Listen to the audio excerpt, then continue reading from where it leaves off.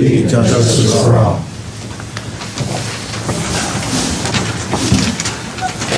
All right. Your name has jumped out at me, so it's on the test here since you're our guest speaker. Thank you. My name is John Nacy, Auburn resident, alternate member of the Zoning Board of Appeals. I'm familiar with the zoning resolution and would like to confirm a couple of points with Zoning Inspector Frank Kidko regarding Mr. Eprick and his Dirt Bike Club proposed motocross track at 19122 Lund Road as described at last month's trustee meeting. Frank, Auburn's R1 and R2 districts are intended to preserve low-density, single-family, residential character and compatible uses. More intensive recreational uses, such as golf courses, are treated as conditional uses, subject to strict standards, which shows that active recreational facilities are not automatically permitted in residential zones and must be evaluated for compatibility. According to Section 4.03, a motocross track or dirt bike track is not listed as a permitted or conditional use in R1. In addition, Section 3.02 states that no land or structure may be used in a way that is unhealthy, hazardous, noxious, or otherwise injurious to public health, safety, comfort, or general welfare, and specifically prohibits air pollutants such as dust and exhaust, as well as objectionable noise and vibration. Is that consistent with your interpretation? Yes, it is. Good. All right, to carry on. Operating multiple motocross cycles, especially as a club activity, on a frequent basis in an R1 zone district is a high-intensity, high-noise recreational use involving operation of off-road motorcycles close to adjacent properties and homes. It is fundamentally different in character, noise, traffic, and safety impacts from the low-density residential uses intended for an R1 district. Is not identified as a conditional use in any zoning district in the resolution. Allowing such a use in R1 would contradict the township's land use plan and undermine homeowners who purchased in reliance on the R1 designation and an expectation of quiet enjoyment of their property. As the governing body established under Ohio Revised Code 505.01, the Board of Township Trustees is responsible for managing township affairs and exercising zoning authority to protect the health, safety, and welfare of residents. That includes preventing incompatible land uses in established residential districts and protecting residents from nuisances such as excessive noise. Auburn Township fulfills its duty to protecting existing residents by enforcing the zoning resolution as written by recognizing Mr. Eprick's proposed use of multiple motocross bikes on his property, regardless of whether a track or trail is built, is not a permitted or conditional use in R1. As a follow-up to previous noise level discussions by this board, under Ohio nuisance law, a private nuisance is an unreasonable interference with another's use and enjoyment of property, and excessive noise is a well-recognized example. The Ohio Supreme Court in State v. Carrick upheld regulation of excessive noise, including noise so loud that it prevents neighbors from sleeping, as clearly excessive. That principle applies here. Intense, recurring motocross noise that significantly disrupts neighboring residents' quiet enjoyment is exactly the kind of conduct Ohio law treats as objectionable and subject to regulation. Geauga Public Health has a process to investigate nuisance complaints, seek voluntary abatement, hold hearings, and if needed, refer matters to the prosecutor. Allowing a dirt bike club and course in R1 will generate ongoing complaints, enforcement demands, and neighbor conflict that could be avoided by not permitting this fundamentally incompatible use in the first place. The board should consider that likely administrative and enforcement burden on township and county entities. This is not a minor variance or low-impact accessory use. It is a fundamentally different land use category that belongs, if at all, in non-residential or specifically designated zoning districts. Over 350 residents have signed a petition opposing this proposed use and request that you enforce our zoning resolution, which does not list such a use as either a permitted or conditional use in R1. For the reasons stated above, I respectfully request the Auburn Township Board of Trustees, 1, confirm that a motocross dirt bike course or racetrack is not a permitted or compatible use in the R1 district. Number 2, recognize that proposed course or racetrack will create an ongoing nuisance through excessive and objectionable noise, inconsistent with Ohio nuisance principles and case law, and with the quiet enjoyment expectations of residents in an R1 neighborhood as reflected by the 350 signatures opposing it. Number 3, affirm the township's commitment to protecting the health, safety, and welfare of residents by preserving the low-density residential character of existing R1 districts and declining to introduce high-intensity recreational motor vehicle uses into these areas. Lastly, I do not believe it is coincident that Trustee Davis is regularly consulted by Mr. Eprick. His presence at test rides, publicly suggesting noise abatement mounds of dirt on the same day Mr. Eprick solicits over 200 loads of filled dirt for privacy mounds, appears as collusion. In his short tenure, Trustee Davis has supported some worthwhile township improvements. However, his continued debate and public support of motocross noise level acceptability conflicts with his responsibility to support and defend our zoning resolution. Mr. Davis has shown personal bias in favor of Mr. Eprick's track endeavors, counter to the overwhelming number of constituents opposed to it. I believe a trustee who knowingly assists an applicant in circumventing or violating zoning resolution would be engaging in misconduct in office and an abuse of their authority. Coaching an applicant on ways to evade the zoning resolution while holding a public office would raise serious concerns about malfeasance in office and breach of public trust. In light of overwhelming community opposition to Mr. Eprick's intended barn dominium clubhouse and motocross course, I believe Mr. Davis should either abstain from any and all activities regarding this matter, including consulting with Mr. Eprick on ways to circumvent or violate the township zoning resolution, or voluntarily resign as trustee. I appreciate your attention to this matter and your continued service to the residents of Auburn Township. Thank you. Oh, hold on. We need it. You asked us a bunch of questions on there that nobody wrote down. We could go through them. If you want. Well, what's the point of asking us to do these things and then not? It's not the first time, okay? One, You want me to abstain because I've been getting stuff done. And now, again, I want you to abstain because of an obvious bias you have. Oh, wait a towards this second. track. I found the recreational use stuff that you guys didn't like.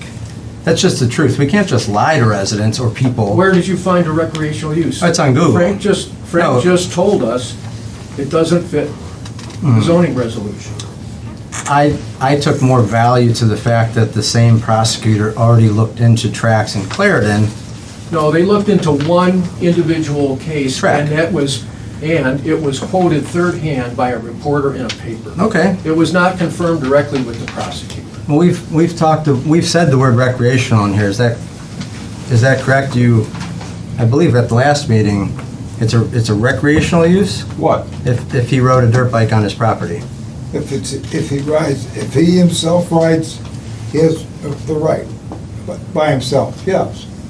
I'm just taking Anybody. myself out of this. I'm not the, Well, that's what I'm asking you to Yeah. do. Take No, yourself out of it. right, this is zoning related, so I'm asking good questions here. All right. So Well, I asked you 3 questions. Were 3 requests. Can I finish this one, Mr. Kicko, Go though? ahead. If he has several other people over, or if I rode a dirt bike and had my neighbor over, is that recreational use? No. It's not. Personal use for you, recreationally for you, on your property, yes. Right. Would But be recreational use, which you were allowed individually. But like I stated to him in my written letter to him at the very beginning, I may not be able to stop you individually, but if you have 10, 12, 14 people riding and it becomes a nuisance, we will shut you down. And like I stated at the last meeting a month ago, and you brought it up, I said, if it becomes a nuisance, and I feel it's a nuisance, and the residents feel it's a nuisance, the judge is gonna make the decision. Because it'll go to court, and I'll take it, we'll go to court, and the judge will make the decision, or judge and jury, but you cannot stop him individually, or him and a couple people. But if it becomes a nuisance, and enough people consider it a nuisance, and I consider it a nuisance, and here's the catch that everybody's forgetting here. By a Ohio Revised Code, is my interpretation and mine alone. Not yours, not theirs, it's mine. That's what the Ohio Revised Code says. Now, you can agree with me or you can disagree with me. If you want to disagree with me and want me to resign, that's one thing. But I'm just telling you, the ultimate decision is going to be mine. And then what happens if certain things happen, we'll go the route. And if he has to go to court, we have to go to court. If it becomes a nuisance. You know, Yeah, and Frank? until he puts something on the table, all this discussion is ridiculous. Until something gets put up, you know, he puts a drawing, and to this point, I have drawings for a fence, I have drawings for a barn for cattle and horses. I have nothing for a motocross track at all. No layout, nothing. So, and he's publicly stated at this time, he has no intention of doing it. So, you know, he stated that in the paper. You know, so you know, like I say, we The zoning can is beat what we this have up to enforce, and at this point in time, there's nothing from zoning to enforce, so. At this point, until it right. becomes, you know. And And just- again, then going back to just in general, a noise complaint, any type of noise issue. Anybody's got a problem with that, they're gonna have a lot better off doing it as a civil suit on their own versus the township doing it. Because it's gonna go a lot farther and a lot faster than if we do anything. So just wanna keep that in mind. I think the Just- prosecutor pretty much can. A couple concurs meetings on ago, that was a big thing. I said, well, what's the main thing we've been arguing about for 6-7 months here is mostly noise. That's a big part of this. Yeah. So if you remember, we discussed it, and I'll play bad guy, but I was the one that said, hey, we really ought to ask the prosecutor, you know, their opinion, right? Well, we just heard back. That's the context of what he's saying. And there's a lot more to it. But to summarize, I agree completely with you. Well, heck, you motioned the one time just to tell them what the response was. I think it's so big here. If you want to make a motion to read the response on that thing, feel free, I'll second it. Yeah, are you interested in that? Yeah. Okay. Yeah, read it. Second? Second. Oh, we're going for second. Yes, I'll second that. I'll get it. PJ, Yes. Riley, Yes. Michael. Yes. Okay, one moment, please. Who made the motion? Riley? Mike? Mike. And I PJ second second. it. Let's see.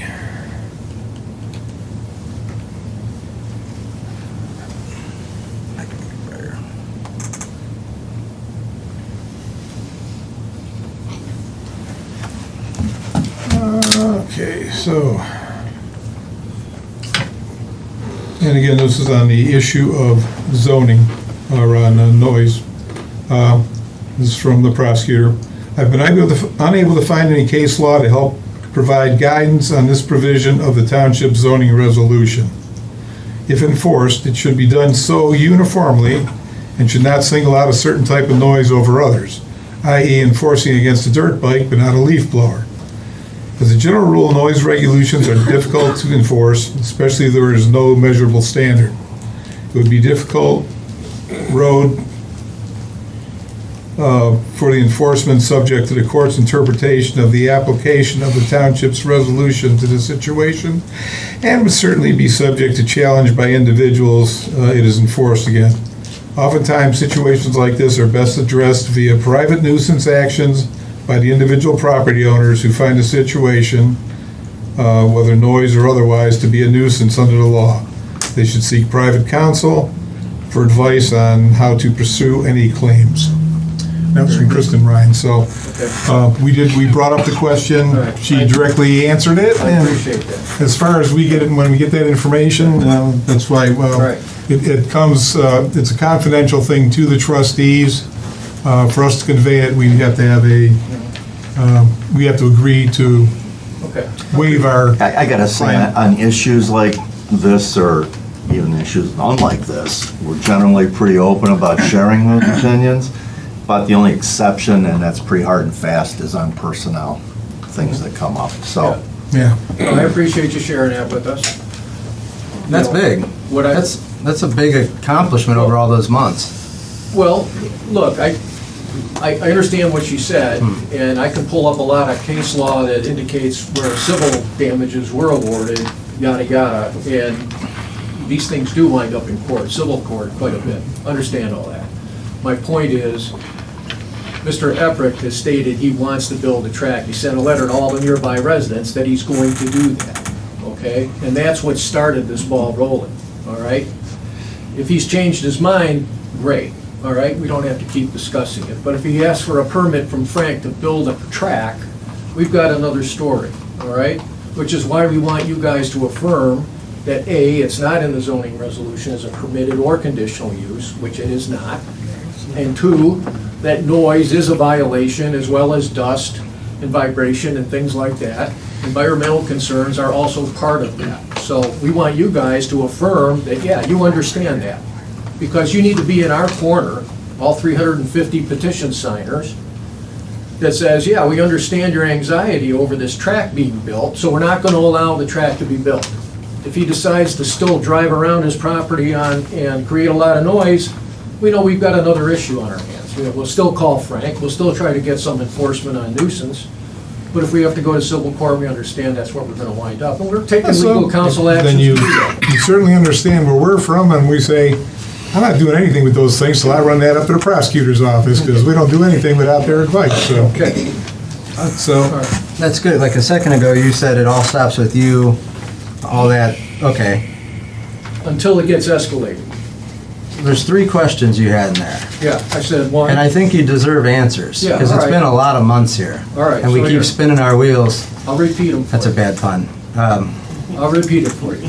Confirm that a motocross dirt bike course or racetrack is not a permitted or compatible use in the R1 district. That's number one. For I've already asked Frank. we I've gotta already get asked some. Frank, he's already confirmed it, all right? Recognize that it will create an ongoing nuisance through excessive and objectionable noise. You guys have already kind of recognized that. We're looking at a potential issue here of a noise nuisance to all the residents nearby. You don't recognize that? From what we just read from our prosecutor? No, from what I just, you just said you wanted me to repeat the 3 questions or the 3 affirmations I'm looking for from you. I simplified it to the whole objectionable section 3 thing. That's what we sent to get All right, clarification so on. we've got the clarification On noise. on noise, all right?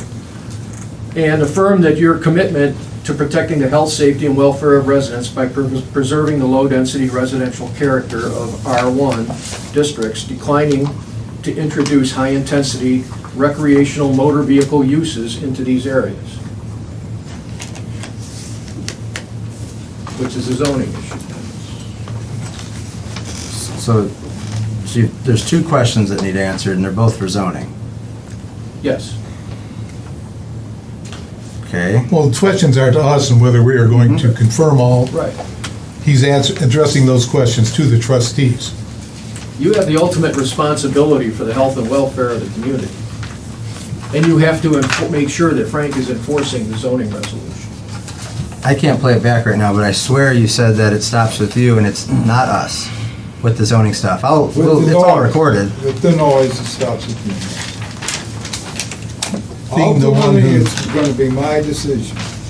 In other words, here's what. From an interpretation standpoint, it will be his decision. Right, here, yeah. So since we can't interpret what the sound is, we can't agree with what you're saying because Frank is the one that actually And the reason I has the pose fun. it, the reason I pose it this way is because according to Ohio Revised Code, the Board of Township Trustees is responsible for managing township affairs and exercising zoning authority to protect the health, safety, and welfare of residents. True, absolutely, I agree to that statement right there. Perfect.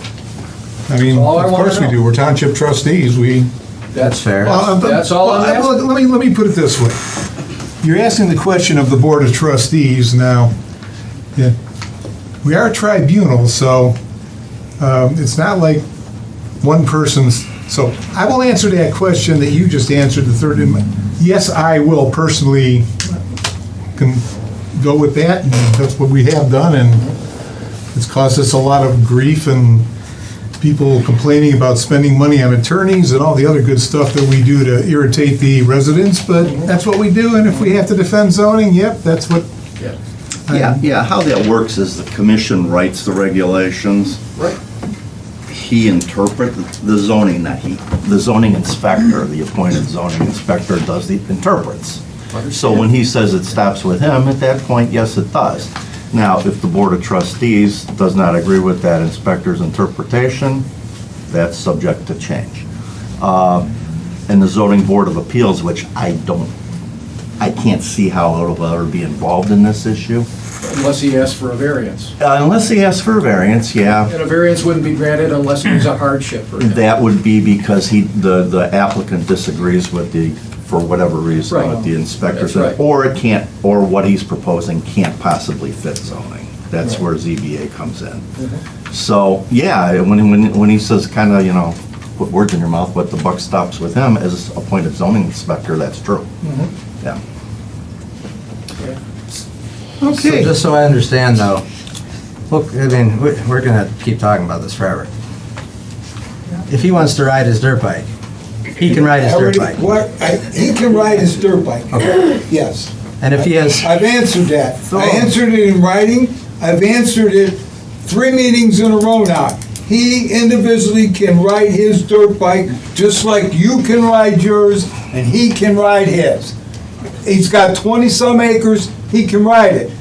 If it becomes a nuisance by noise, by volume for periods of time, and people complain, then I will have to make a decision, and they may not be happy.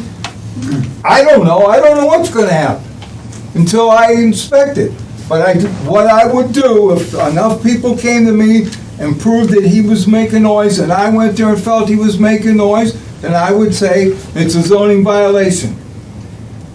And then he has the right to appeal it to the court. And yes, the prosecutor has the right, but like I've stated this for 2 years or 3 years, all this time about noise. Leaf blowers, chainsaws, all those things. You can't, and like the prosecutor said, you can't single them out by that alone. So in this situation, he would have to be riding every day for an hour or two every day, 3 or 4 people riding, making enough noise that this group of people came to me, and I would go there and I would determine, yes, it is a nuisance, or no, it's not. If I say it's a nuisance, I will cite him, and it will go to the prosecutor, and it will end up in a court of law. Just like, so that's the way it's going to go. And I stated that over a year ago in a written letter to him. So, and until he does it, I can't make any determination. I've been there twice when he's ridden. One time I didn't hear anything. One time I might have heard something like a lawnmower running. Now, one time I was on Crackle Road, and I found out that he was riding on the northeastern part of his property.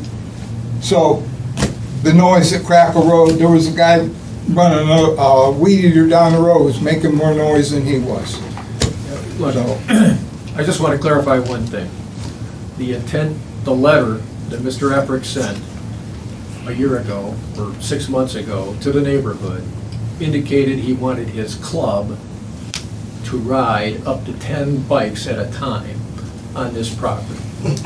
That's what started It is. all of I this. think he was probably, That's what he was saying. probably pretty If clear it's one about. guy on a bike, I understand he's got a privilege to do that. I'm not arguing. Well, again, we keep coming back to his original letter, and I'm sure that was his original intent and what he wanted. Now, there's been a lot of grief and arguments and complaints and everything that's going on. So that may have swayed what he's let's thinking. hope But again, until he does it, I understand. again, I mean, I'd like to get in my car right now and say, go riding motorcycles on your yard, young man. But that's not gonna happen, okay? We can't do that. I understand. I mean, it'd be a lot easier when we all go on with our Yeah, lives. my but- overarching question to all that is, why do you write that letter? I don't know. Well, that, You yeah, know. right. Look, I don't want to keep beating it to death. I appreciate your guys. Excellent idea. Appreciate your Let's patience. go on with the rest of the meeting, because like I said, we all like to go to bed semi-early anymore. See, I talk watched about Deb's the face, and coming up let's talk around about the 8:30, she's starting to give me this look, and I don't want to make her mad. You All want right. to keep me up in the letter, though, and then you don't want to just, are you going to give those questions to him? He could put it on record, and you could say all that on paper. He can hide a couple of things for a couple hours, a couple friends. Are you going to, is that all true? That's the big premise of this, though. I thought you were saying a few bikes can ride for a couple hours, but then you'll use your judgment That's right. and cite him. Maybe. Maybe. Maybe not, who Maybe knows? not. Maybe It's a lot it of- won't make, maybe the noise won't be, I won't feel the noise. He won't know that day. until he's riding one bike or two bikes or 47 bikes and Frank's out there listening to it. At that point, he'll make his assessment whether it's, again, in his, from a zoning standpoint, whether he feels it's objectable or not, Right. and That's- we'll work from there. But That's the tough But part. again, even if he's running one bike, even if it's objectionable, I think there's nothing you can do about it, because, I mean, especially if, I mean, Now, if he's riding for 10 hours or something like that. sure, if he's riding 24/7 and they got kids, okay, but, Yeah. but again, until we get an issue here, I mean, we can sit here and beat this to death for the next Right. 14 hours. We are. And, As a general rule, noise regulations are difficult to enforce, especially when there are no measurable standards. So I just want to be really clear, because you're saying you might put it in front of the judge and all this. long night, Deb. I'm sorry. You're getting mad. I'm being attacked for asking very specific, correct questions. And I'm getting, I'd like to think, really good information for you after 7 months of back and forth. We have all these disagreements. You can just cite him for noise at your discretion. But then we literally can read it right here. There's no measurable standard. I know that. I feel like I'm being like a simple voice of reason, I'm reading the but zoning resolution, objectionable noise. That's the About question we either sent. frequency or beat. that's exactly the question we agreed to send to our prosecutor. And we got a response directly to that. Difficult. It's difficult. It's It's not very impossible, and difficult. yeah, it might wind up in a civil court, but it's up to Frank to make a call. It's very difficult. Particularly if you've got 350 people calling him to complain. Once you make that call, where's it go? Just a stupid question. The citing. If I cite him, he either ceases and desists, or he You send it doesn't, and it goes to the prosecutor's office. with this Then if it opinion. goes to the prosecutor's office and she doesn't agree with us, Then we're. then we'll have to get our own attorney, and then we need money. But, yeah, And then he's gonna yell at us for days on end about spending $5,000 for an attorney, and it's gonna, how it goes, so we can't win, All right, I so, want your job. Yeah, I was just trying to get ahead of this with facts. That's I all. appreciate that. So you've got some more facts. I appreciate that. Bad guy or not, facts are good. I appreciate that. Yes, sir.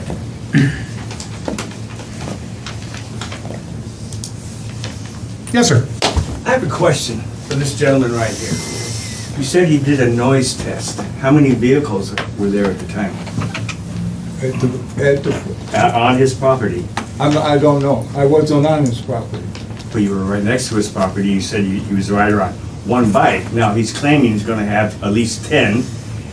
And these are all our neighbors. They're not gonna be going over there and be buddying up with him. So these are gonna be people from all over coming here, riding all day long. You ever been to a motorcycle race? No. There's one after another. You fall down, you want to catch up to this guy here because you want to beat him. So they're going to be very aggressive with their noise. And now these two-strokes or four-stroke motors. A two-stroke makes a lot more noise than a four-stroke.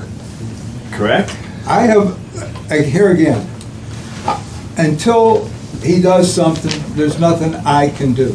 You people can, I was mainly concerned about the test. all He I, set the test up, correct? He told you to come by someday or just He's- any day. Yeah, he told me that he was gonna be riding, if I wanted to stop by. I said, oh. I think he called all of us. I know he called me. Yeah, I stopped He didn't by. call me. Yeah, not a lot of You know, I wasn't collusion. listening, We all you know. got invited, and Listen I to my just, neighbors here, I we said, can well, I all might as stand up there well. and listen. Yeah, he called all Here of that us. measured 79 decibels, which is higher than any of the business district allowed noise ratings. It was the day you were there, and you went to his house to hear it. I can't tell you're looking at me. Yeah. Yeah, no, he invited everybody, and I said, oh, that's good due diligence if I go by and see for myself. Right. I thought I just got more involved, I'm a bad guy, but I tried to get more information for you, and really boots on the ground, see what's going on. Along with the noise, along with the recreational use, along with all those ideas I had to get us somewhere over this hump of 7 months of arguing. So, might not be what you want to hear, but that's the truth as I see it so far. I appreciate you looking into it. Yes, sir, you're welcome. Anybody else feel like beating a dead horse? Okay, minute approval. Regular meeting, 06/15/26. Well, they're a different format. That's what they're gonna look like now. Yeah, if you notice, Yeah, if you let AI do it, it looks like the way we used to do it. It's a Cliff Notes version of what's really there. So based I on mean, they that, were accurate. I mean, if that's what do we have to put those on legal paper by any state ORC thing? legal paper, you mean minute paper? Yes. well, they have to go in the minute book, right? So We don't, but he did. That's just the way it's been Oh, done. you did? Yeah, you got the All wrong right. copy. I got a copy. Yeah. He's got the complete one. Okay, all right. Well, good, okay. Yeah. But we don't. Yeah, because the only thing I'm getting at is you can go back to, I don't know, probably 1800 and something and find minutes up there that are in that same, Oh, yeah, these are all, Yeah. will go in those Okay. record books. And well, But just to let you know, in addition to live streaming, I'm recording with that AI. It's called a plod device. And then it takes the recording, converts it into a transcript, and then I used a AI program called Claude, which took the minutes, took the agenda and the transcript, and condensed it within 5 minutes into a 6-page meeting summary. It even took, when Fire Prevention Officer Phillips gave us the rundown last meeting of his report of calls, last year, this year, he put it in a table format. so It was I didn't know how that happened, but. Yeah, I was like, so it took a 16,000 word transcript and condensed it to a 3,000 word accurate minute summary. yeah. And And, like I said, meeting minutes, back when they first came up with meeting minutes were Handwritten. probably handwritten and probably a little more important than they are when you've actually got the entire meeting recorded and on YouTube. Okay, so, I mean, the whole meeting is available for anyone to see now. And again, this is just a Cliff Notes version for anyone who doesn't have an hour and a half, or depending on the topic, 3 hours to. pardon me? Is that, you review them for accuracy? Yes. Yes, and then we get copies prior as well. And, yeah, I'm just gonna say for the initial voyage, it looks fine to me, and I'm glad we're in the same size, paper. Right? Yeah. We'll just pass it. Yeah, sure, anybody wants to see it. The point is too, even if there were something that is questionable, the way it transcribes, I guess the backup plan, so to speak, is you have a complete audio recording, and then you have a secondary audio recording with visual. So at any point, as public record, you can literally just watch exactly what happened, So people are pretty much taken care of if they want to know what happened in this meeting. overly taken care of, yep. So motion to approve. I'll second. PJ, Yes. Riley, Yes. Michael. Okay, and the special meeting of 6/24, I'll make a motion to approve on that because that's very short. That's where we had an executive session, so the meeting minutes are going, when it came out. Riley, second. PJ, Yes. Riley, Yes. Michael? Yes. Okay. Scheduled reports, Frank Kitco, zoning inspector. Okay, gentlemen, you should all have a copy of activity for June. We processed 14 applications. Actually have 3 new, I think, 3 new homes this month, which is the most in 1 month and several, probably a year and a half, 2 years. And also had 3 denials. They involve height. 2 of them are height restrictions, or height, exceeding height, and one's a structure in the road right away. I believe they will be coming to the Board of Appeals. That's it. And then we have spent some time preparing information for assistant prosecutor at her request on the patio situation. That's all I have. Okay. Trustee reports, PJ. A couple things, I didn't sign it yet. You got a copy, I believe everybody got that today. There was, and Dan, I got some things to discuss with you. The additional work at Auburndale that was brought up mid-project. Are we still good there with what we encumbered? Yes. Okay.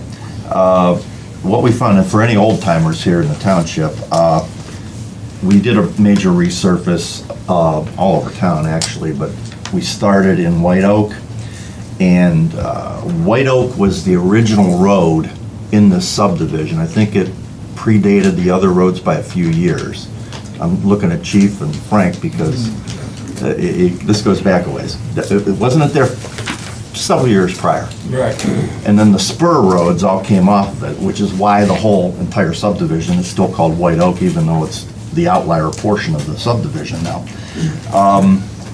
What we found at the intersection of Auburndale and White Oak was some pretty soft, inadequate base.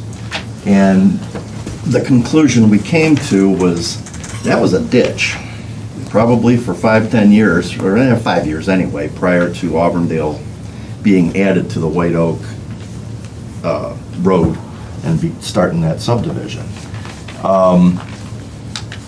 And Mike, this goes back to and I'm certainly not gonna criticize anyone because our road program is still pretty much state-of-the-art. It's pretty much top shelf, I think, in the county for a township road program. But the initiation date for all those roads in the White Oak subdivision was 1994, which is not true.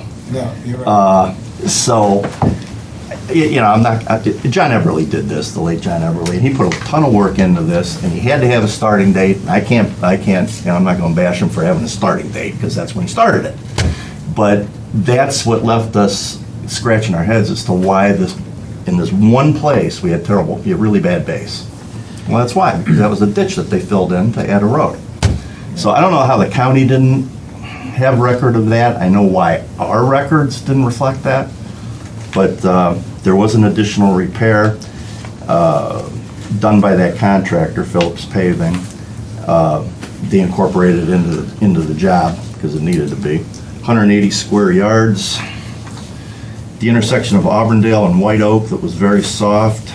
County engineer recommended excavating 24 inches subgrade compaction and geogrid, adding 12 inches of number 1, number 2 limestone, followed by 6 inches of 304, and finally 301 base asphalt. The estimated cost of that was $34,000. That was in addition to what the bid price was. And that's been completed, and they came in, I think the final is going to be under that. I don't know that it's broken out in this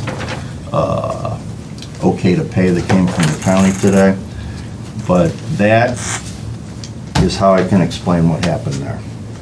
Hey, PJ? Yeah. When they set up the original development area, did they were the roads possibly platted, but they put in the main road first and then, I'm gonna defer to Frank on I that one. believe you're, yes. That was before my time here. I'm pretty sure they're. so that's why, you know, if you look at when it was originally platted versus when it was actually put in, the records could be a little sketchy there. But White Oak was first. Yes. It was first. That I kind of It was the main remember. drag, yes. Anyway, so that's that. Is there something there that needs signed and the board needs to approve Well, we're gonna that? go over this. I just opened, this came in from, Yeah, about 2:30 this that's what I heard afternoon. very late this afternoon, so. I'm That's kinda- why I didn't cut a check. I don't blame you, but they're gonna be leaning on us for a check, because the county says okay to pay already. I'll read that letter here. I'll get to it down further down the agenda, because I wanna skim it again first. But yeah, the county recommends we pay $730 something. Yeah, well, I didn't think until the board had a chance to review that, because like you just said, is that 30-some thousand I don't know. in there? I don't know, it either. just came in. I don't know. You talking about the email that, to pay the 733? Yeah, that one, yeah. There's a whole bunch of papers. Yeah, 223. The other thing, and Dan, you brought it up during the budget hearing, this much delayed truck, and it's very delayed. We're looking at about another month on this. We were hoping to get it in service by end of winter previous. Now we got our fingers crossed we get it here and broken in and get the bugs worked out before this year. We got a call from Valley Truck, you know, where we bought this truck, and they're asking us, you know, customer follow-up, how's it working for you? Well, we don't have it yet. And they were a little flummoxed with that too, and we're gonna look at a new outfitter, you know, when we do get around to the next purchase. So this has gone on too long. That's pretty much all I have. Okay. Riley, what do you got?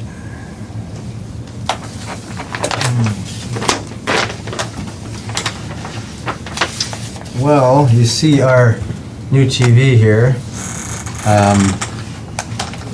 It's not quite set up all the way, but initially I had asked for $500 to upgrade.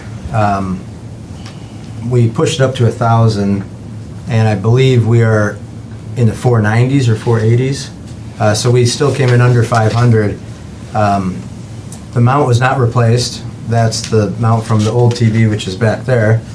Now at this point, a cell phone or a laptop, as we talk about resolutions or look at aerials of a property or whatever it may be, or a Boy Scout project, Eagle Scout, excuse me, we could put it up there. Everybody could see it a little better now. It's a lot brighter and a lot bigger. So that wasn't that bad. So I appreciate it. Keith here helped me hold it up and hang it. He happened to be here when I was doing it. So we didn't pay to have it installed.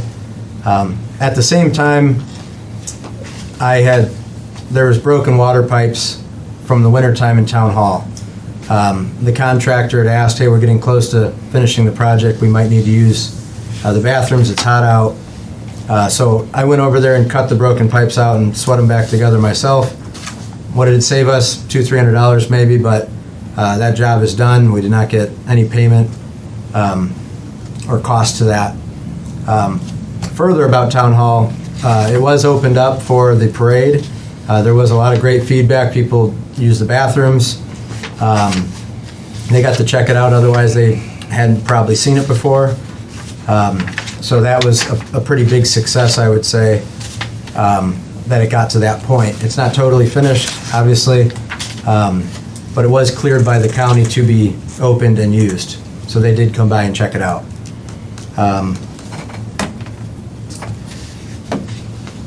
To switch gears, does anybody have any questions about TV, Town Hall?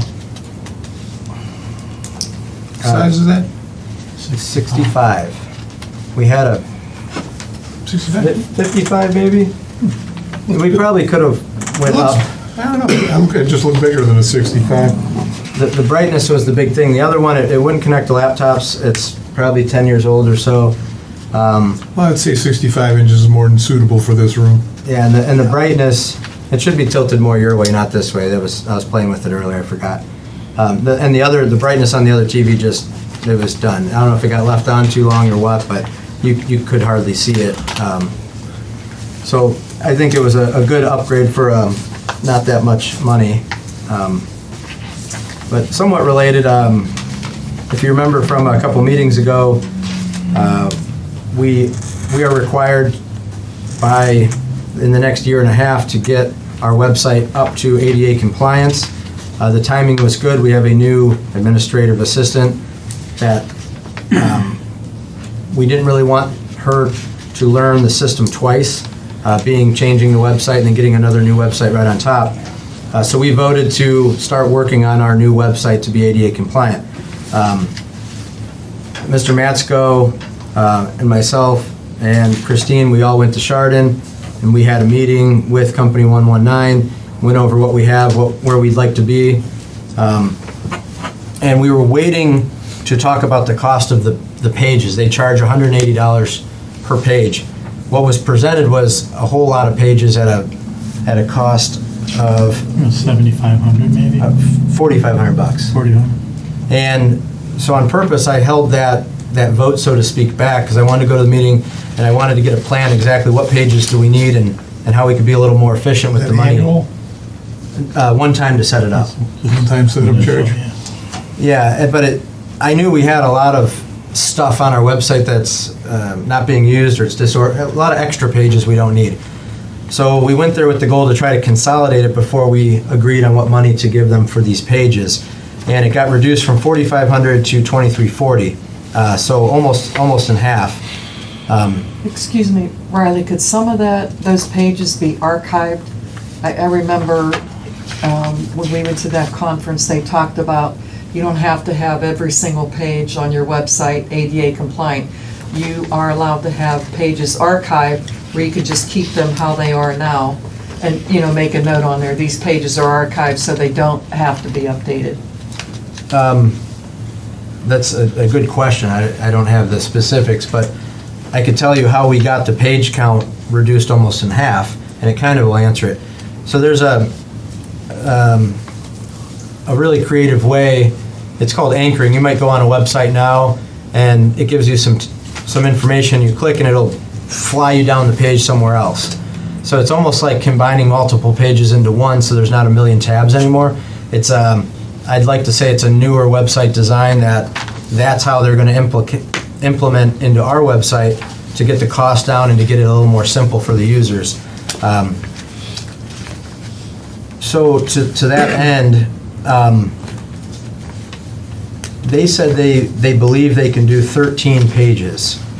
I wanted to give us because they kind of need the approval and the money side of it up front for this. I'd like to give them 2 additional pages. They did not have like a community page where we would have news and announcements, KCE, Geauga Department of Aging. So that's not showing here, so I think a 14th page can cover that. And then under government for elected officials, meeting minutes, township history, they didn't allocate a page for that. So to be safe, I'd like to add 2 more pages, or $180 times 2. I guess if we don't use them, I'm not sure if we get refunded or not, but I think they'll get used. So at this point, Company 119 is ready to proceed if we can approve their pre-plan for 15 pages is what I'd like to motion to approve at $2,700. And then the only last cost that will be associated will be in about a year and a half when we do have to implement the ADA regulations. That's a new set of costs and things that go into play when they turned on, so to speak. Because as we change things, there has to be a third party that is reviewing that we are in compliance. So that is a continued cost, unfortunately, but we don't have to face it yet. So we're just trying to get the website set up. So are there any questions at all? I know it's like a lot to go over, it's complicated. Yeah, I talked to Dan and Lorraine when you guys came back from Columbus, from the convention, and that's one of the first things you talked about. Now that compliance date's been pushed back a year, is that correct? Yes, I think, yeah. April 27, and then a week after, I believe when we were getting this rolling, they pushed it to April 28 for the ADA side of things. So these regulations are all written? From the state? Yeah. Is it, why did they push it back, I guess is what I'm getting at. I don't think people were gonna, I'm guessing people weren't gonna make the cut on it, government entities. That's- They talked about that in Columbus. They said, you know, in January, the date was 2027, but they said it may get pushed back. Just knowing how Columbus operates, sometimes they're still writing the regulations. Well, like I said, we know we've got to do it anyway, so, Right. you know, it's nice to have things done for once, actually in advance of, Right, instead before. of 10 minutes before it's due.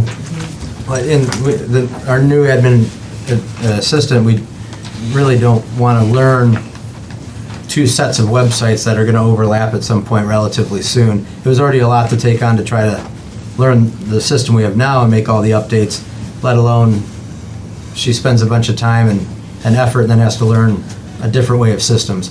It's a good, and there's training involved, so the timing's pretty good. Okay, so what's your motion for what dollar value for the 15 pages? 15 pages at $2,700. I'd like to motion for Company 119 to implement and proceed with their pre-plan, which we will all initial back to them. Okay, I'll second. PJ, Yes. Riley, Yes. Michael? Yes.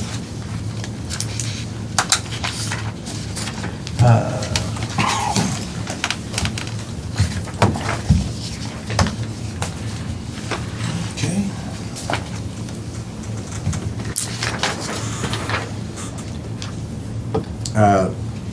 We have our June cemetery report here.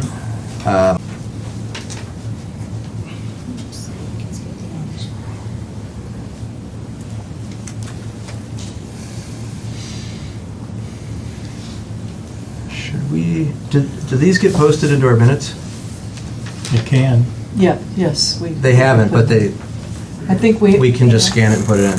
Yeah, we can do that, or I think they were part of the minutes for, you know, the last one we had. It's a good-looking report. It's short and it's probably accurate, because Mark Yeah. does a good job. Yeah, this is big. We never had these before, so it is very helpful to see what's going on in the cemetery and what we could do to help or what they need. But Mark is doing a phenomenal job. He's very organized. And the new GPS system through the county, I think in the next month or so, we should have maybe a pilot or full access to it. I know it's coming soon, so that'll be an exciting cutover as well. So yeah, we don't need to vote on that. We're just in agreement. We'll just start adding this in as we get them. Yes. Okay. Or if you just want to read the report, it's going to end up in the minutes. That's just kind of dreary, you know. I figured if we, Yeah, not like the other exciting Yeah. stuff we Cemetery do for stuff the... is dreary. if yeah. So yeah, we'll just put it on into the minutes. So it will be available for everybody. Are there names on there? No, it's just well, I mean, I'll read it. That Not the names, if there's names. I mean, just the numbers. Yeah, sold a grave, a Yeah, couple burials. 3 interments, 2 ashes, 1 full burial. 618, a double ash interment. 611, a single ash interment. 624, a full burial. There were no grave sites sold. There was a footer that was removed. Grave site settling is being addressed where needed, when we're up there and have time and material to do so. A couple more monuments have been set by memorial companies, and we still need to spray poison ivy in a few locations. So that's June. And, Riley, yes, sir. I'll add it. Oh, I didn't know. There you go. Am I the only one that had that? I think so. Sorry, I didn't know how it got here. That's it for my report, thank you. Any questions, cemetery, website, anything? We've got a long-time Auburnite being buried tomorrow. Born and raised here. Cheryl? Yeah. Oh, yeah, yeah. Yep. Longtime resident, businesswoman, business here in Auburn. Some of you here too, I might as well bring this now.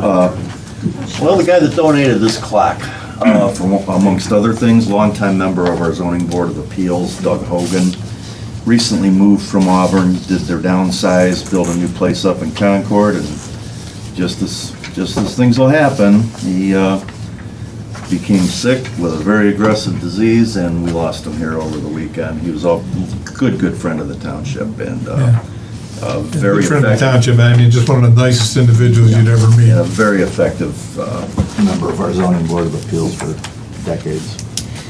So, he'll be missed.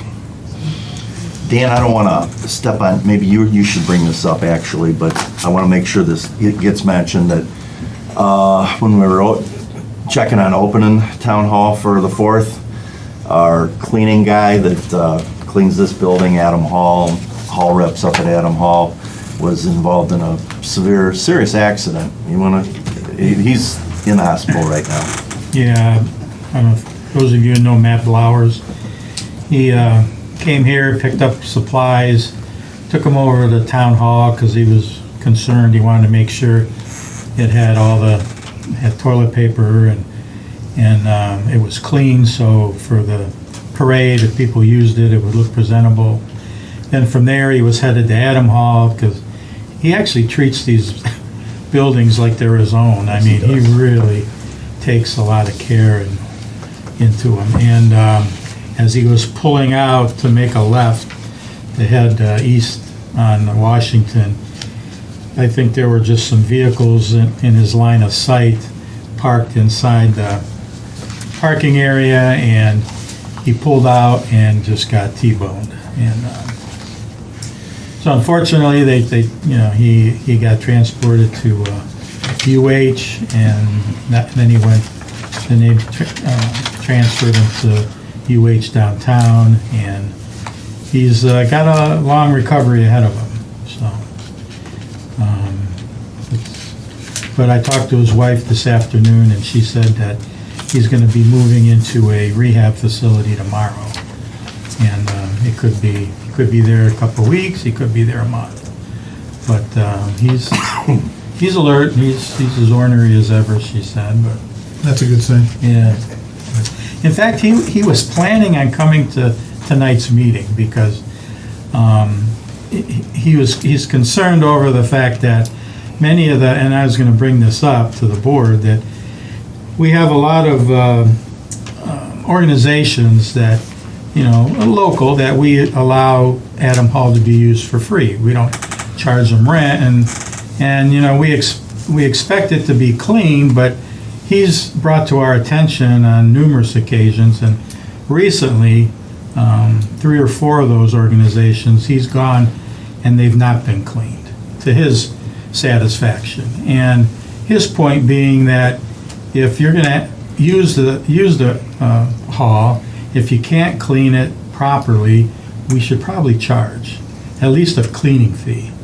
Then we'll know it's done right, because if somebody goes in there for free and we don't charge them and they don't clean it properly, and then someone comes in a few days later and spend $1,000 or more to rent the facility to have a wedding or something like that, they don't want to come into a place that's not cleaned properly. So we probably should think about in the future, when we allow these organizations to use it for free. He was going to bring pictures and everything, but obviously he's not here. I trust him that the pictures aren't really required.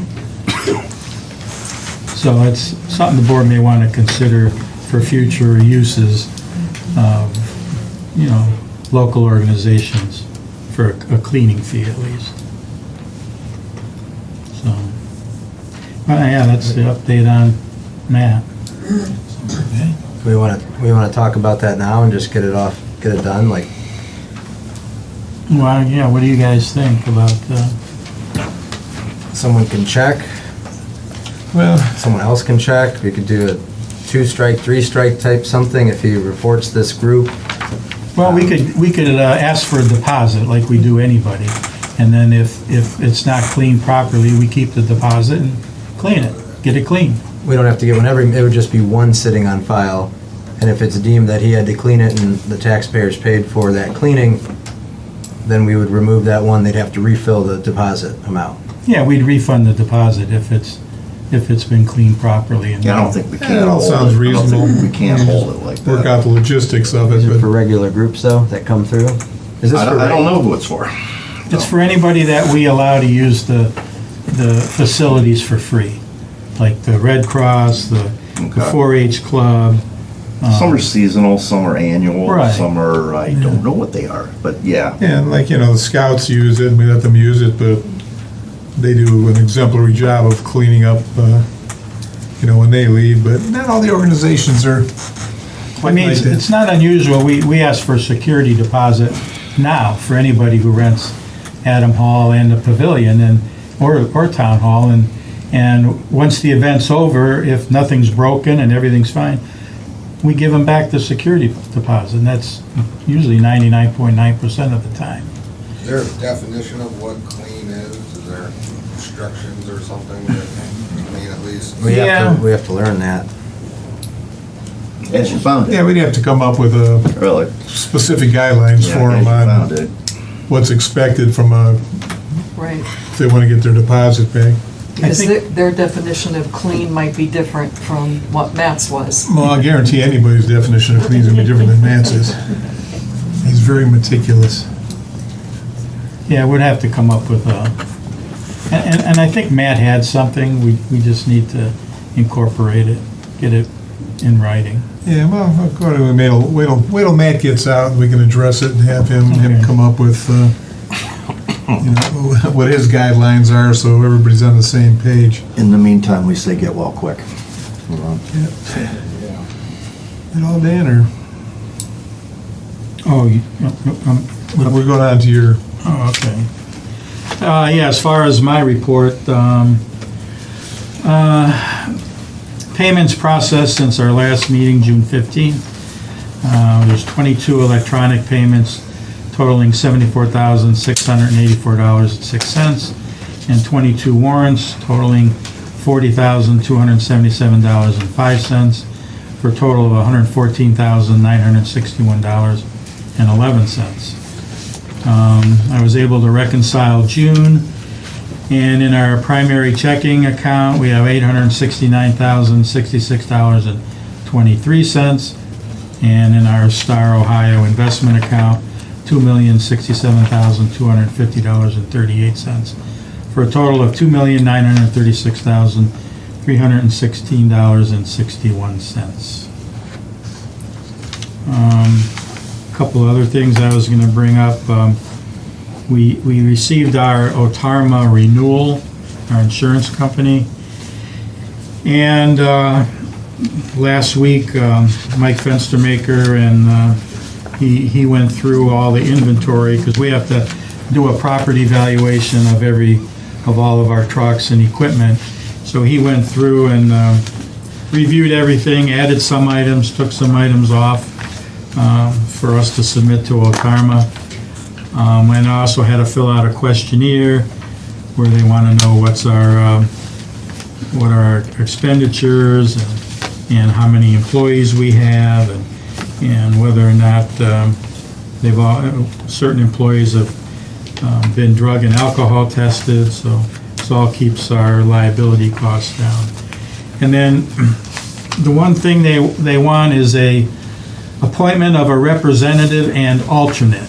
Pursuant to Article 4 of the intergovernmental contract, each member of Otarma, which we are a member, is required to appoint a representative and an alternate representative to represent the member. The representative or alternate shall vote on behalf of the member on any matter that requires a vote by members. As a liaison, the representative or alternate shall be the contact person between the pool and the member on issues relating to risk reduction, loss control, pool rules and regulations, instructions directed to the member, obligations of the member imposed by the IGC, or any other communication to a member. And last year, the Otarma member, the representative was myself, and the alternate was Mr. McEwen, who at the time was chairman. That's kind of what I was thinking. That Okay, sounds like so a chairman have a thing. fiscal officer and a chairman, same. So I'll change that to you, Michael. Yep.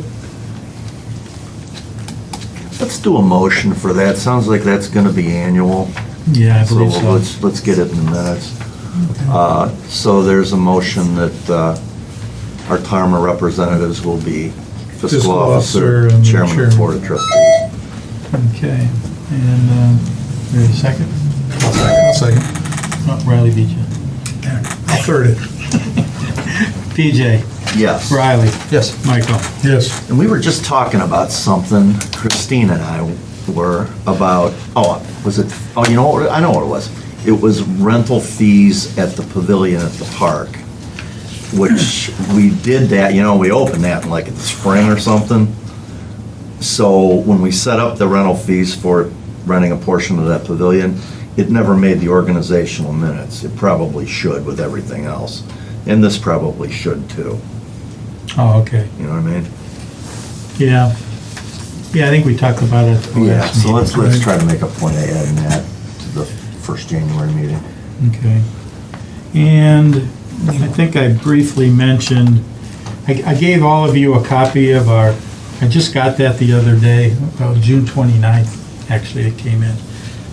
Medical Mutual, our renewal, our year starts September 1st. So I think you should have, everybody's got a copy. Sure we do. Anyways, take a look at it. I mean, I don't know, The class size is what it is. I put my human resources hat on. But our current deductible is $3,300, single, $6,600. Family, it's going up to $3,650, single, and $7,300 family. I think, as I mentioned, our premium, our monthly premiums are, what was interesting is the Medicare eligible, there are 2 people on the medical mutual plan. The rest of us are on a separate plan. It went from, it went up 191%, the premium, from $412 to like $1,200 a month. But overall, added in, our overall plan went up 6.5%. Our monthly premium went from $17,153 to $18,294 a month. So I don't know, review it. I don't know what the alternative is, but it is kind of what it is. Yeah, unfortunately.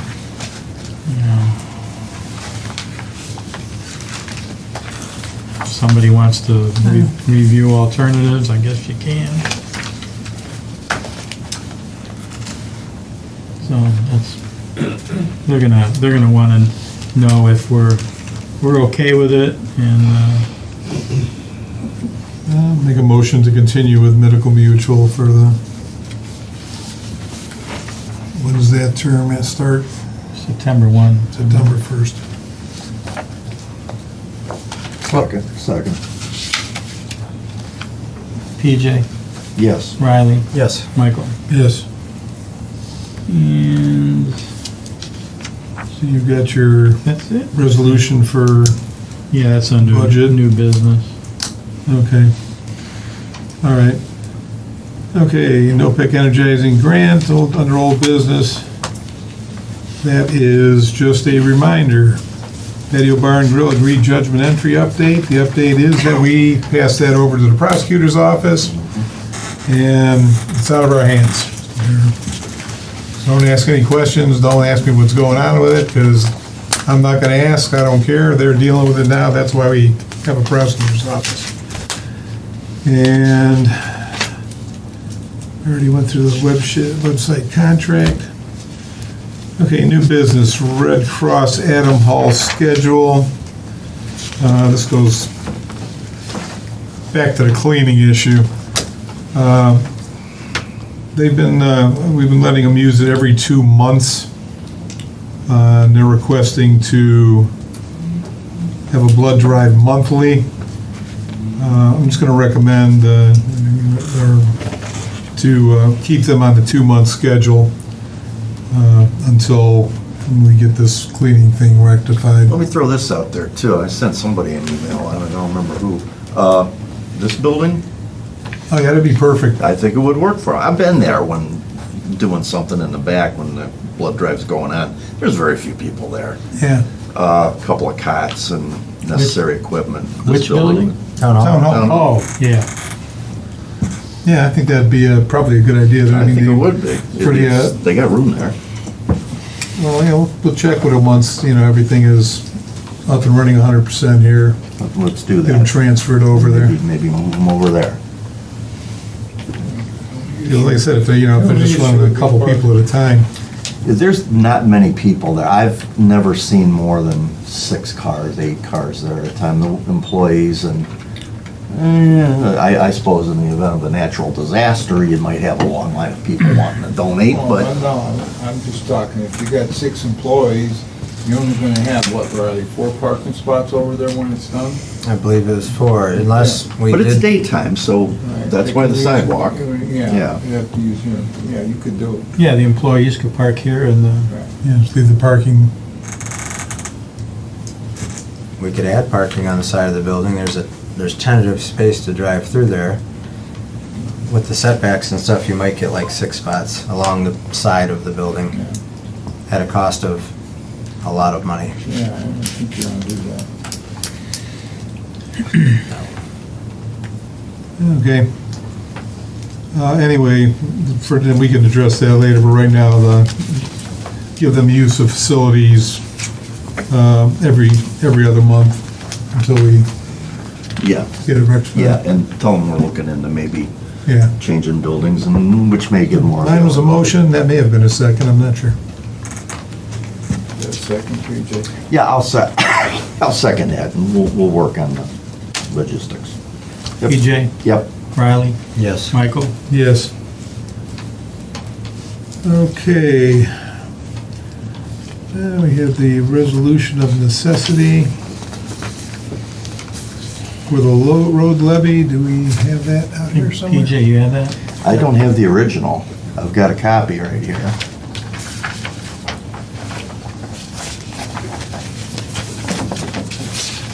I have a copy, but I don't know original. No, that's for the truck. That's for the truck. Is that the one you want?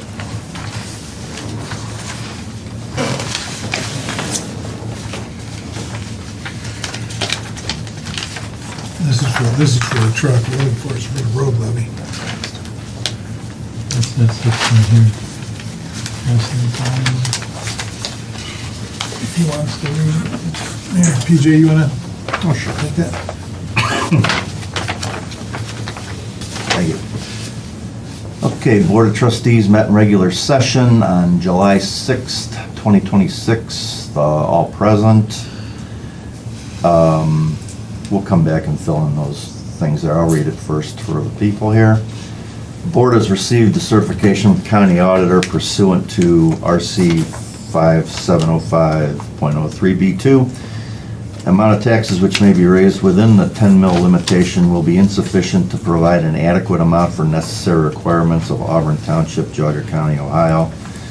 Be it resolved by the Board, Geauga County has determined the amount of taxes which may be raised within the 10 mil limitation by levies on the current tax duplicate will be insufficient to provide adequate amount for necessary requirements of Auburn Township. It's necessary to levy a tax in excess of the limitation for the purpose of ORC 5705.19G, general construction, reconstruction, resurfacing, and repair of streets, roads, and bridges in municipal corporations, counties, or townships, in Auburn Township. As provided by the ORC, the rate is 1 mil for each $1 of taxable value, which amounts to $20 per each $100,000 of county auditor's market value for a period of 5 years, and is a renewal levy of existing 1 mil levy, first voted on in 2008. Ballot measures shall be submitted to the entire township and levied on the entire township within Geauga County. It's going to be on the ballot on November 3rd, 2026. shall first be levied in 2027, first collection year 2028. Let's see. Fiscal Officer of Auburn Township, he is hereby directed to certify a copy of this resolution along with the resolution 57503B2 to the Board of Elections on or before August 5th by 4 p.m. Notify said Board of Elections to cause notice of election on question of levying said tax to be given as required by law.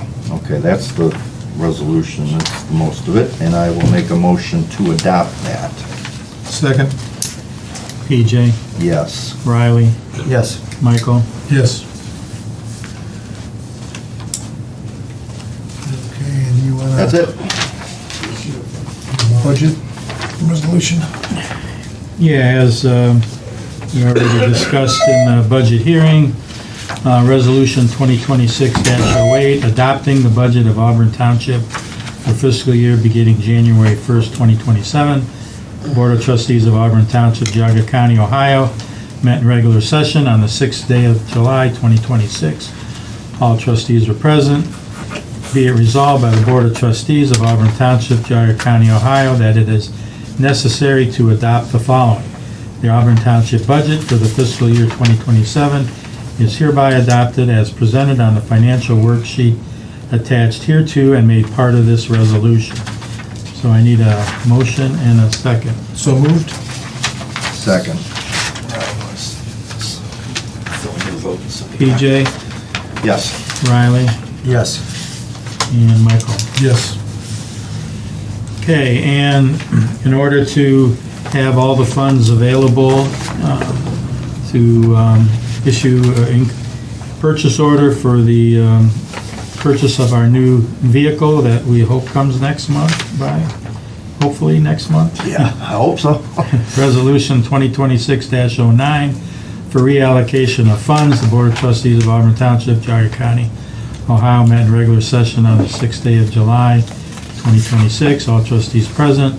Be it resolved by the Board of Trustees of Auburn Township, Geauga County, Ohio, that the following permanent reallocation of funds are necessary per prior resolution back on 2023-35 for the establishment of a capital project fund for the purpose of the acquisition of a single axle dump truck with plow pursuant to and is allowed by Ohio Revised Code 5705.13C.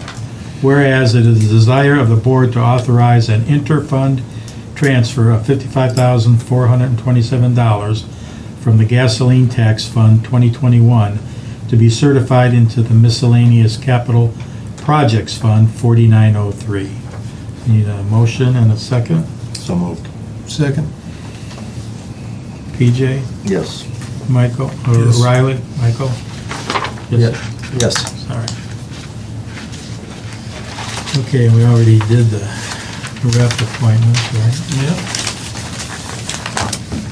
Okay, public comment. Wait, let me get one more thing, because it was something I went over while I had a minute here. Dan, they're working from the original bid price of $1,207,000, which was their bid. So any of these overages we talked about earlier are going to be added to the back end. So this payment, and this just came in today, so this is why I think maybe we can address it tonight and get them a check, because they're gonna bother you for a check. They're not gonna wait 2 weeks for a check. I know how this works. So this is from the Geauga County Engineer, Auburn Township, 2026 various roads resurfacing. Enclosed, please find documents related to the payment of the referenced invoice. This office recommends payment in the amount of $733,206.50 to Phillips Paving LLC. Invoices for work completed on the project through June 30th, 2026. Certified payroll reports received to date are enclosed. This is not the final invoice. Should you have any questions regarding this invoice or items included, let me know. That's Jacob Scotisa, he's a deputy engineer. I'm gonna make a motion that we go with the engineer's recommendation to pay this initial invoice. Dan, get him a check and Riley, you're in town. We'll get them paid. I'll second. They're not gonna wait 2 weeks, is what I'm getting at. Thank you. Well, what about that additional amount? Is that included in the? It is not, no, they're working from, and as I said, this includes work completed through June 30th. They just did this Oh, okay. repair job, so it's not included in this. So I get them paid, I don't want to come back repossessing our road. Yeah, they get a little antsy. And so do their subcontractors, that's how it goes. So we got a motion and a second? Yep. Motion, PJ? I did, I made the motion. My second. Do you guys want to go over that? Go ahead. PJ, Yes. Riley, Yes. and Michael. Yes.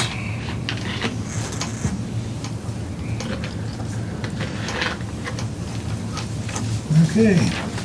Public comment. With regard to your favorite topic. Hard to imagine. If I understood what you read from the prosecutor, just want to point out that I really didn't say anything other than couldn't find case law specific to the resolution. Doesn't mean there's not case law. And must be done uniformly, which is correct in my view. Noise is noise. Somebody running a leaf blower 8 hours, that can be objectionable if someone complains, like Frank said.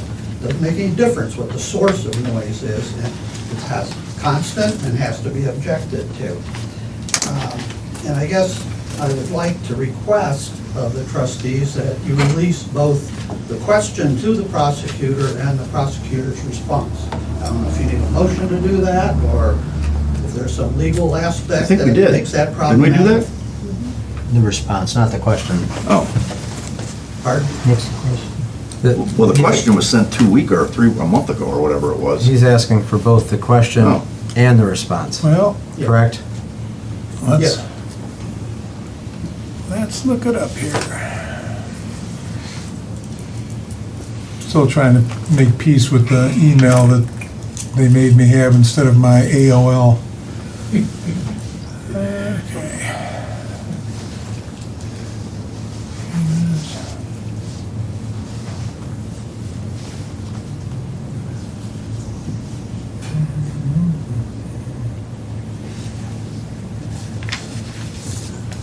Around here somewhere.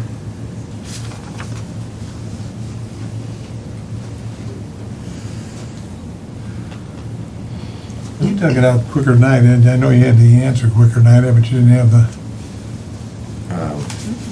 question. Yeah, we kind of devised the question here at a regular meeting, 2 meetings ago, maybe 3, and then tonight we, shared the response.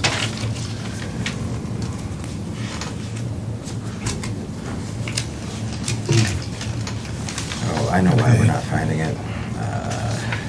Because it went through admin, didn't go directly. That's why we're having problems. Okay.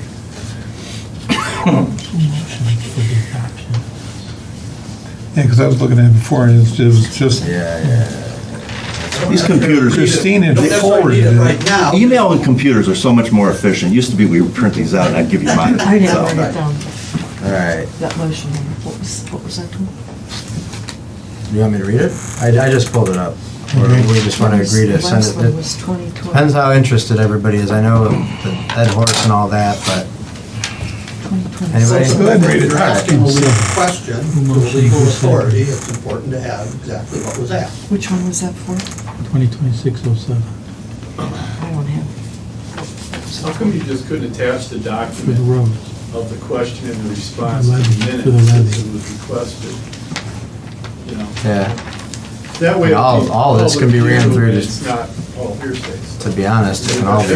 Yeah. Yeah, we don't want to. It's gonna be in the minutes because we read it tonight, so. At the Board of Trustee meeting last night, we agreed to see if you would be so kind to give us some clarification on a section in our zoning. The background is that a resident wants to ride his dirt bike or dirt bikes and even build a track for them.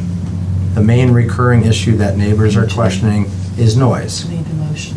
and Mike. Our zoning inspector agreed last night that Auburn does not have a measurable noise resolution for residential areas. There is, however, section 3.025 that is in question. As it reads, the below statement is ambiguous in nature and there is no measurable or quantifiable means to apply this statement. What are your thoughts? That is, can zoning enforce this statement as it's written towards a dirt bike versus a leaf blower, for example? If this statement is not enforceable, should it be revised or removed?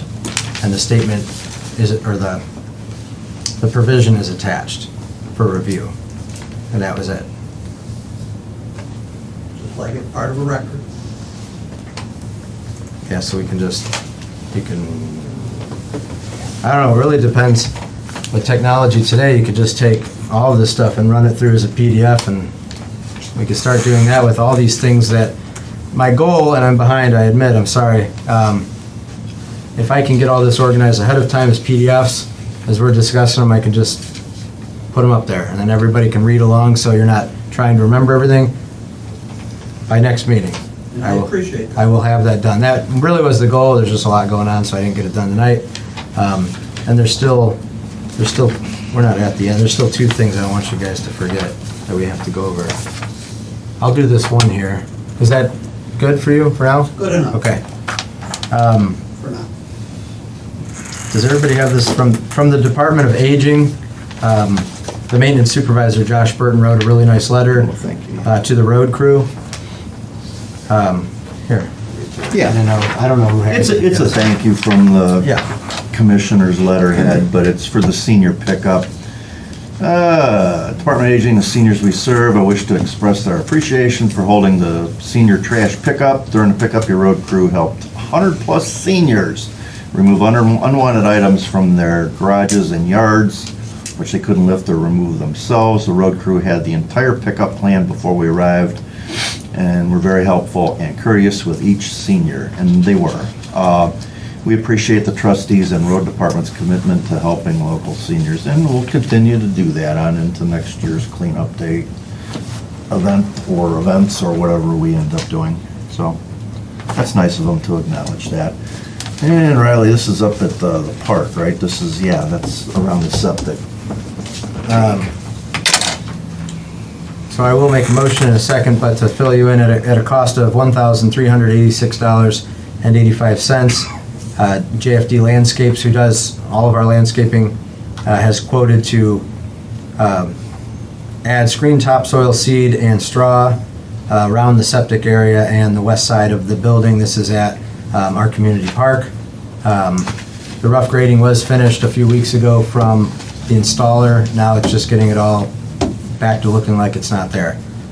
So that is the proposed agreement here that to get that fixed. Mr. Fenstermaker went and got that done. So I will motion at that cost of $1,386.85 to have that work completed. Yep, needs it done. I'll second it.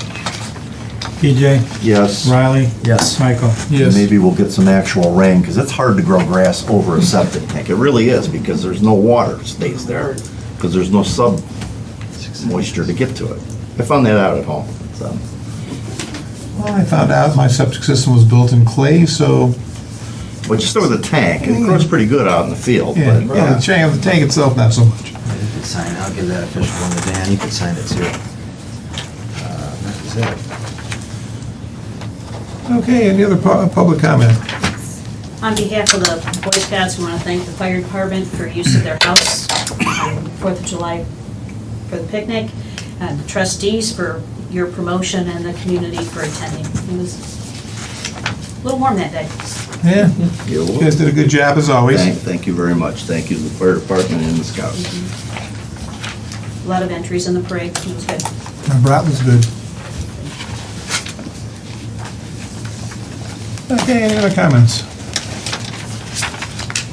Okay, then we'll go to say the date. 7/14, the BZA meeting at the admin building at 7 PM.